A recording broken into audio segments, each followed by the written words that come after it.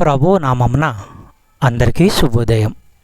ఈరోజు దేవుని వాగ్దానము ఏమనగా, ప్రసంగి గ్రంథము 8వ అధ్యాయము 12వ వచనము.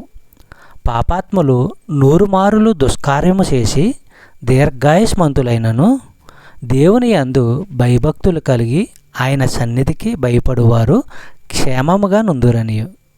సహోదరులారా, నిజమైన జ్ఞానవంతులకు తెలిసినదంతా సొలొమోనుకు తెలుసు. అయితే దేవుడంటే భయభక్తులున్న వారికి ఇప్పుడు ఎలా క్షేమం కలుగుతుందో అతనికి తెలియదు.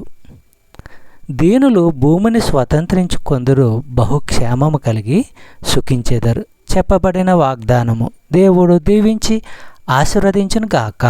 ఆమేన్.